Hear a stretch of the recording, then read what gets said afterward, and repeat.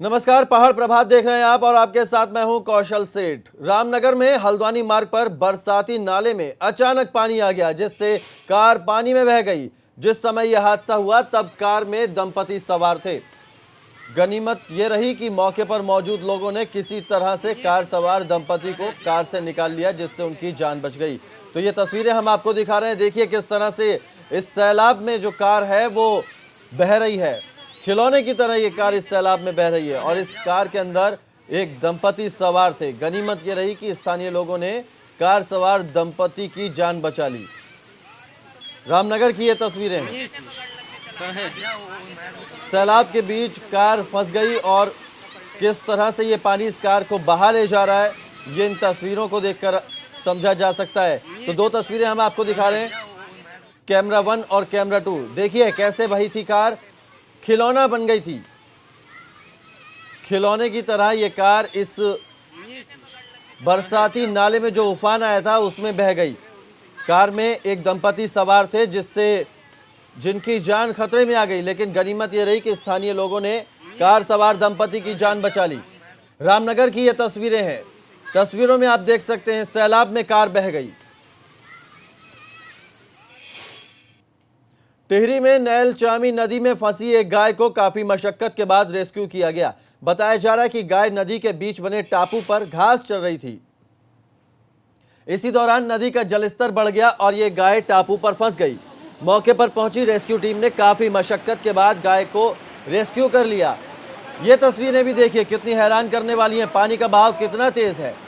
टिहरी की ये तस्वीरें हैं जहां ये गाय घास चरने गई थी, लेकिन इसी बीच ये सैलाब आ गया और गाय टापू पर फंस गई। रेस्क्यू टीम ने इस गाय को पानी से बाहर निकाला और इस पानी की रफ्तार आप देखिए। अगर रेस्क्यू टीम मौके पर वक्त रहते ना पहुंचती तो शायद गाय पानी में बह भी सकती थी। नदी के बीच टापू पर ये गाय फंस गई थी। तो ये तस्वीरें टिहरी की हैं जहां पर पानी के सैलाब के बीच में टापू पर एक गाय फंस गई थी। रेस्क्यू टीम ने उसे निकाला। और इसी बीच एक बड़ी खबर आ रही है। जम्मू कश्मीर के पुलवामा में आतंकियों से मुठभेड़ हुई है। एनकाउंटर में 3 आतंकी ढेर हो चुके हैं। हालांकि अभी भी जारी है आतंकियों के खिलाफ तलाशी अभियान। बड़ी खबर आपको बता रहे हैं, जम्मू कश्मीर के पुलवामा में आतंकियों से सुरक्षा बलों की मुठभेड़ हुई है और इस मुठभेड़ में सुरक्षा बलों ने 3 आतंकियों को मार गिराया है। एनकाउंटर में 3 आतंकी ढेर हो गए हैं। आतंकियों के खिलाफ तलाशी अभियान सेना का अभी भी जारी है। जम्मू कश्मीर से बड़ी खबर आपको बता रहे हैं। जम्मू कश्मीर के पुलवामा में आतंकियों से मुठभेड़ हुई है। सुरक्षा बलों ने 3 आतंकियों को मार गिराया है। अभी भी आतंकियों के खिलाफ सुरक्षा बलों का तलाशी अभियान जारी है। बड़ी खबर।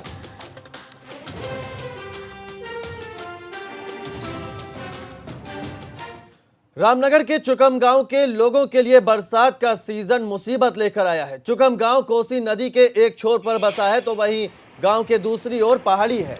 आम दिनों में कोसी नदी सूखी रहती है, जिससे ग्रामीण शहर तक पहुंच जाते हैं, लेकिन बरसात के दिनों में कोसी नदी उफान मारकर बहती है, जिससे इनके सामने आवाजाही की समस्या खड़ी हो जाती है। ऐसे में लोग कोसी नदी को पार कर शहर तक पहुंचते हैं। ग्रामीण लंबे समय से मांग करते आ रहे हैं कि या तो इन्हें विस्थापित कर दिया जाए या फिर नदी पर पुल बनाया जाए, लेकिन इनकी मांग पर कोई ध्यान नहीं दिया गया। बरसात के दिनों में बस तैर के जाना पड़ता है और बड़ा कठिन होता है तैरना। अगर कोई बीमार हो गया तो बड़ा मुश्किल होता है उसको बाहर लाना। बस बहुत कष्टमय जीवन है अभी यहाँ पे। चुकम गांव के और अमरपुर गांव के लोग काफ़ी परेशान रहते हैं बरसात में। ये समझो कि 4 महीने का काला पानी है यहाँ पे। अगर किसी की तबीयत ख़राब हो या कोई छोटा बच्चा बीमार हो तो उसको या तो 10 किलोमीटर कुमेरिया के रास्ते या गर्जिया के रास्ते पैदल लेके आना पड़ता है। कर्णप्रयाग में गौचर आईटीबीपी के पास पहाड़ी दरकने का एक वीडियो सामने आया है, जिसमें पहाड़ी से बड़ा लैंडस्लाइड होते दिख रहा है। ये तस्वीरें बद्रीनाथ नेशनल हाईवे की हैं, जहां पर पहाड़ी दरकने के साथ ही मलबा रोड पर गिरता है। इस दौरान हाईवे पर घंटों तक वाहनों की आवाजाही बाधित रही। तस्वीरें हम आपको दिखा रहे हैं कर्णप्रयाग की, जहां पर पहाड़ी से लगातार मलबा दरक रहा है, सड़कों पर आ रहा है।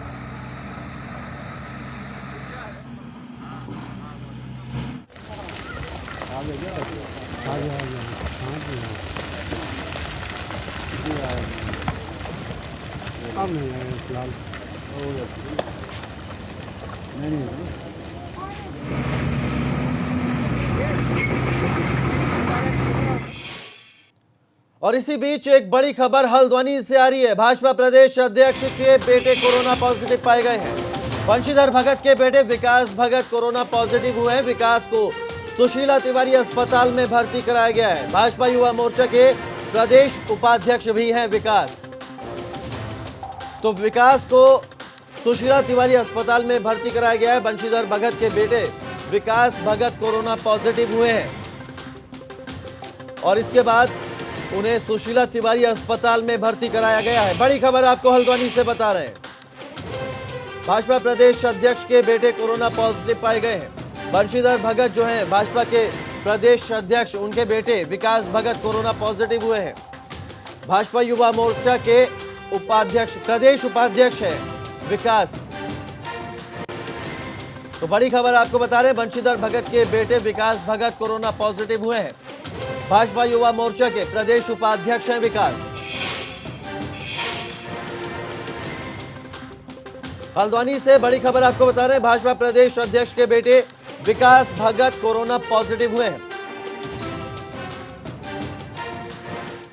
चमोली में बद्रीनाथ राष्ट्रीय राजमार्ग पर भूस्खलन हुआ। पहाड़ी का एक बड़ा हिस्सा टूटकर गिरा, जिसकी लाइव तस्वीरें हम आपको दिखाने जा रहे हैं। ये तस्वीरें ऐसी हैं कि जिन्हें देखकर आप डर जाएंगे।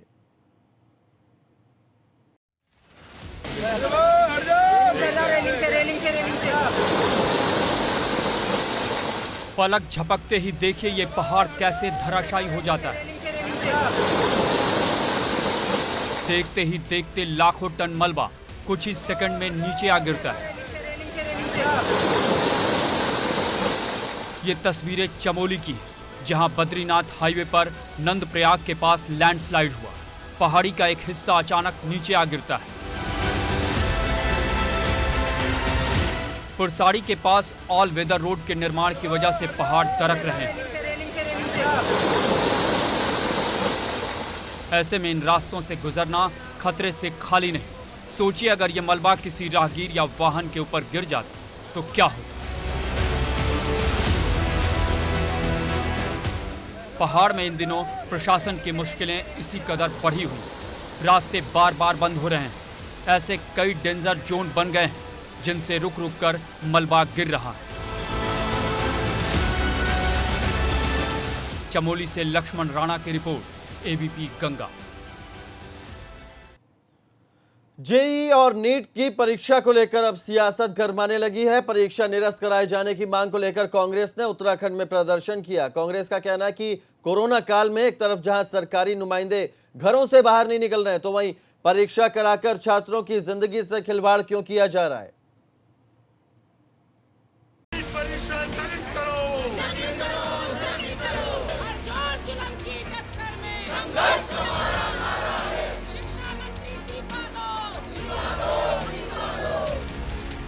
कोरोना महामारी के दौरान नीट जेईई परीक्षा को लेकर कांग्रेस ने सरकार के खिलाफ मोर्चा खोल दिया है। देहरादून में प्रदेश अध्यक्ष प्रीतम सिंह के नेतृत्व में कांग्रेस कार्यकर्ताओं ने धरना दिया।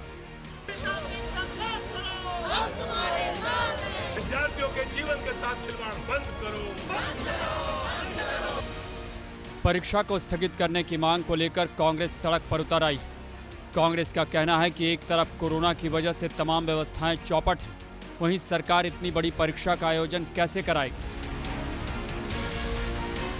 कई राज्यों के मुख्यमंत्रियों ने असहमति व्यक्त कर दी है, लेकिन सरकार सत्ता के मद में मदमस्त होकर के इन परीक्षाओं का आयोजन कर रही है और कांग्रेस इसका तीखा और तीव्र विरोध कर रही है। जब खुद बाहर नहीं निकल रहे हो, खुद सुरक्षित रहना चाहते हो, तो भाई छात्रों और अभिभावकों के साथ जो है ये जो कृत्य जो है सरकार कर रही है, क्यों कर रही है, तो जवाब देना पड़ेगा ना सरकार को।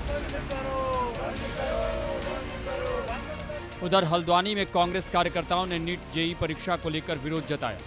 कांग्रेस का कहना है कि कोरोना की वजह से पब्लिक ट्रांसपोर्ट, होटल तक बंद है। ऐसे में छात्र कैसे परीक्षा दे पाएंगे।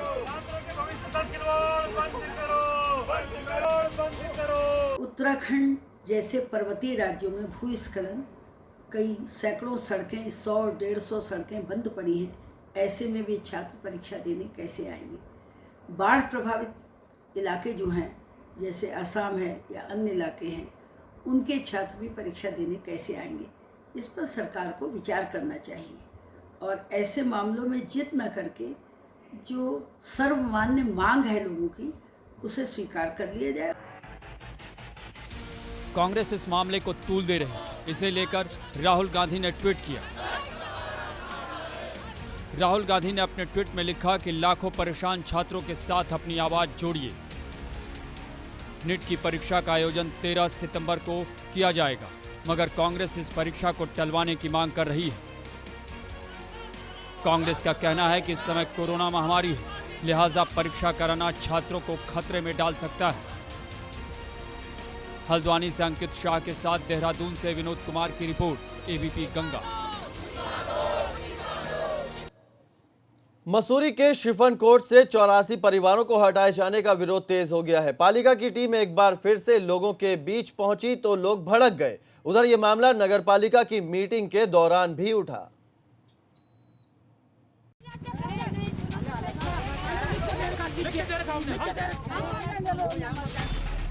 मसूरी के शिफनकोट से 84 घरों को खाली करने पर विवाद बढ़ रहा है। प्रशासन की टीम एक बार फिर से लोगों से मिलने पहुंची तो हंगामा हो गया। प्रशासन की तरफ से लोगों को घर खाली करने के लिए 10 सितंबर तक का समय दिया गया है, जिसके लिए लोगों ने बाकायदा एग्रीमेंट साइन कराया जा रहा है। पालिका की टीम उन लोगों से मिलने पहुंची थी जिन्होंने अभी तक एग्रीमेंट पर साइन नहीं किए। शिफनकोट में हो रही कार्रवाई को लेकर कांग्रेस और आप पार्टी के कार्यकर्ता मौके पर पहुंच गए। आरोप है कि शिफनकोट के लोगों को उजाड़ा जा रहा है। इसमें हमारा कोई विरोध नहीं, लेकिन बात ये है हमें 10 दिन का टाइम है। हम 10 तारीख खाली करके जा रहे हैं। बगैर पूछे हुए ये मुकदमा किया गया, हमसे कोई वार्तालाप नहीं हुई कि हम केस कर रहे हैं। ये मामला इतना गर्मा गया कि नगर पालिका की मीटिंग में इसे उठाया गया। बैठक में फैसला लिया गया कि विस्थापित परिवारों को 2-2 लाख रुपए की आर्थिक मदद के लिए सरकार को प्रस्ताव भेजा जाएगा। हम शासन से ये रिक्वेस्ट करें कि जो विस्थापित हो रहे हैं परिवार और जिनकी रोजी रोटी छीन गई है, क्या उनको हम जो है लैंड ट्रांसफ़र कर सकते हैं या नहीं कर सकते हैं? अगर कर सकते हैं तो क्या उसका रूल होगा, कैसे होगा? तो उनसे उचित दिशा निर्देश लेने के लिए पत्राचार किया जाएगा पालिका की तरफ से। दूसरा हमने प्रस्ताव में ये है इशू कि ये जो लोग हैं इनको कुछ एक मुआवजा राशि, एक सहायता राशि प्रोवाइड करवाई जाए। हालांकि कुछ सभासद ये भी कह रहे हैं कि जमीन खाली कराने से पहले इनके विस्थापन की योजना क्यों नहीं बनाई गई। अगर अवैध लोग होते हैं तो हम उनके लिए प्रकाश व्यवस्था भी दे रहे हैं, सड़क व्यवस्था भी दे रहे हैं। वोटर लिस्ट में उनका नाम है, वोटर लिस्ट कैसे बनती है? नगर पालिका से BLO जाते हैं, उनके माध्यम से बनती है। तो मुझे नहीं लगता कि कोई अवैध है। बारिश का मौसम है, ऐसे में बड़ा सवाल ये कि जब इन 84 परिवारों के सिर से छत छिन जाएगी तो ये जाएंगे कहाँ? क्या इस मौसम में इस तरह की कार्रवाई करना ठीक है? क्या सरकार और प्रशासन को लोगों की जरा भी चिंता नहीं? मसूरी से सुनील सोनकर की report, ABP Ganga. Corbett tiger reserve की बिजरानी रेंज में बाघिन ने वन कर्मियों पर हमला कर दिया। इस घटना के बाद कॉर्बेट प्रशासन चौकन्ना हो गया है। एहतियात के तौर पर वन कर्मियों ने जंगल में पैदल गश्त बंद कर दी है। अब वन कर्मी हाथी के साथ ही जंगल में गश्त कर रहे हैं। साथ ही ड्रोन की मदद से भी बाघिन की लोकेशन ट्रेस करने की कोशिश की जा रही है। बाघिन के साथ उसके 2 शावक भी मौजूद हैं। बिजरानी रेंज की सीमा से कोटद्वार रोड, चोरपानी गांव के अलावा इस पूरे क्षेत्र में काफी बस्तियां हैं। इस बात का डर है कि कहीं ये बाघिन गांव की तरफ ना चली जाए।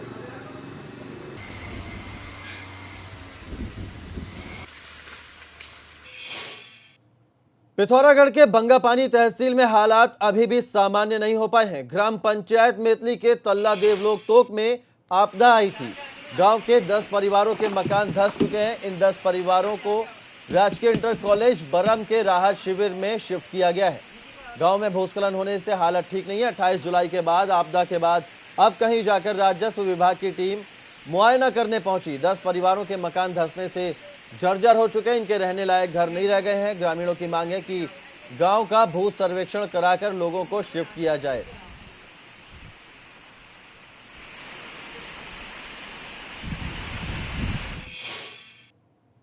एक तरफ त्रिवेंद्र सरकार कह रही है कि उत्तराखंड लौटने वाले प्रवासियों को रोजगार दिया जा रहा है, मगर टिहरी में बेरोजगार युवा मजदूरी करने को मजबूर है। सवाल यह है कि क्या सरकार के दावे हवा हवाई है?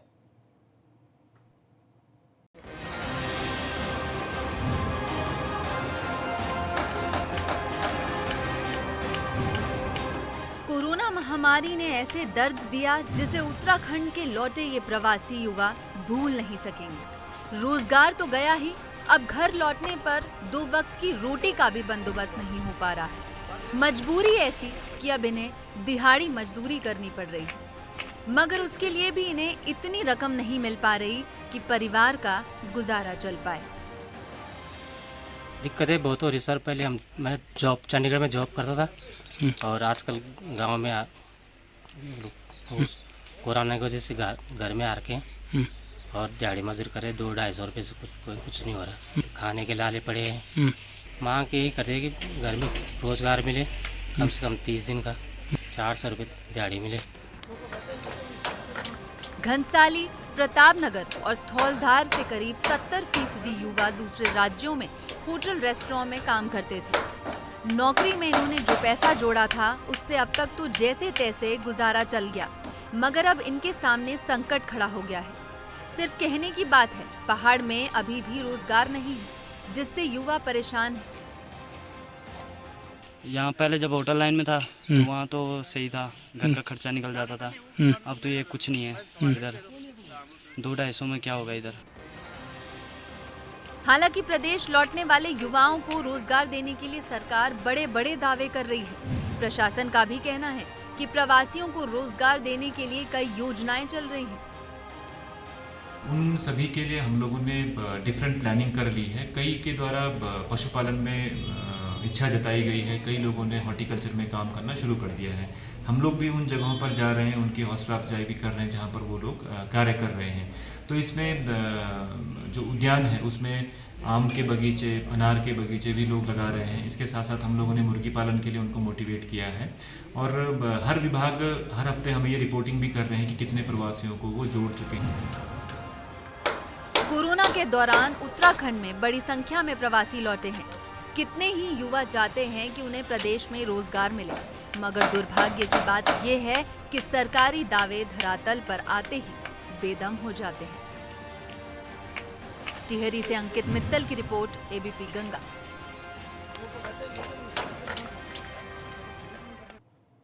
और इसी बीच एक बड़ी खबर जोशीमठ से आ रही है। बद्रीनाथ हाईवे 16 घंटे से बाधित है।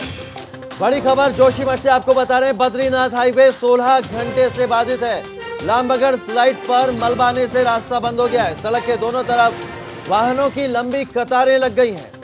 बड़ी खबर जोशीमठ से आपको बता रहे हैं, बद्रीनाथ हाईवे 16 घंटे से बाधित है। लामबगढ़ स्लाइड पर मलबा आने से रास्ता बंद हो गया है। हाईवे के दोनों ओर गाड़ियों की लाइनें लग गई हैं। जोशीमठ से बड़ी खबर आपको बता रहे हैं, बद्रीनाथ हाईवे 16 घंटे से बाधित है। लामबगढ़ स्लाइड पर मलबा आने से रास्ता बंद हो गया और हाईवे के दोनों तरफ गाड़ियों की लंबी लंबी लाइनें लग गई हैं। जोशीमठ से बड़ी खबर आपको बता रहे हैं, बद्रीनाथ हाईवे 16 घंटे से बंद है। लामबगढ़ स्लाइड पर मलबा आया है और इसकी वजह से हाईवे के दोनों ओर गाड़ियों की लंबी लंबी लाइनें लग गई हैं। लगातार लामबगढ़ स्लाइड पर मलबा आ रहा है। ये आज इससे पहले भी लगातार इस लामबगढ़ स्लाइड पर मलबा गिरने की घटनाएं सामने आ रही हैं। एक और बड़ी खबर जोशीमठ से आपको बता दें, बद्रीनाथ धाम में आज माता मूर्ति मेले का आयोजन होगा। सुबह 9:30 बजे भगवान उद्धव जी की डोली रवाना होगी। लैंडस्लाइड से श्रद्धालुओं को भारी दिक्कत हो रही है, तो सुबह 9:30 बजे उद्धव जी की डोली रवाना होगी। लैंडस्लाइड से श्रद्धालुओं को भारी दिक्कत है। एक छोटे से ब्रेक ले रुक रहे हैं, ब्रेक के बाद भी खबरें जारी हैं।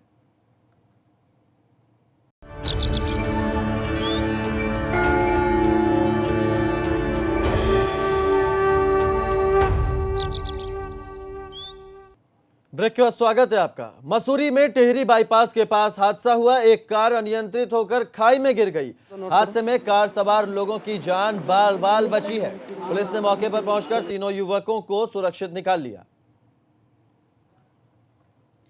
तो तस्वीरों में आप देख सकते हैं किस तरह से कार अनियंत्रित होकर खाई में जा गिरी। टिहरी बाईपास के पास यह हादसा हुआ।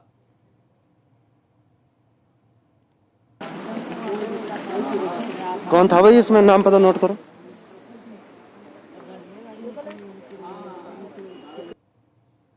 तो मसूरी में ये कार अनियंत्रित होकर खाई में जा गिरी।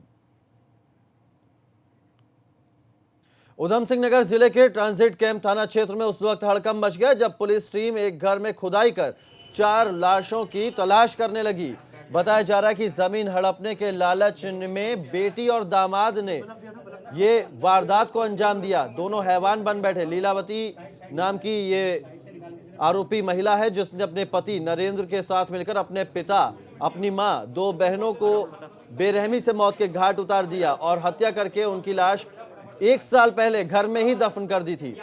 जिसके बाद से पुलिस लगातार इन चारों की तलाश में थी और पुलिस ने सख्ती से दोनों से पूछताछ की तो इन लोगों ने राज उगल दिया कि चारों लोगों की हत्या कर उन्होंने घर में ही शव को दफना दिया है।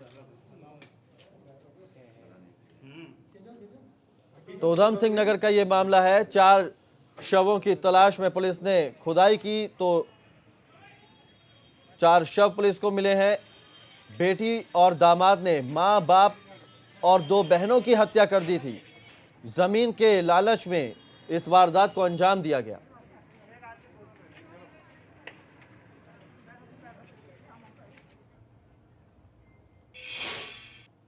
हरिद्वार के लक्सर में स्थित पंचेश्वर महादेव तीर्थ अनदेखी का शिकार है। अनदेखी के अभाव में यह तीर्थ पौराणिक पहचान खोता जा रहा है। मान्यता है कि महाभारत काल के दौरान पांडव यहां से होकर गुजरे थे। पंचेश्वर महादेव मंदिर के पास बाण गंगा बह रही है। कहा जाता है कि देश में ये एकमात्र ऐसा स्थान है जहां पर गंगा नदी पूरब से पश्चिम की तरफ बहती है। ना तो जनप्रतिनिधि और ना ही प्रशासन इस तरफ ध्यान दे रहे हैं। तो पहाड़ प्रभात में इतना ही, लेकिन एबीपी गंगा पर खबरों का सिलसिला लगातार जारी है।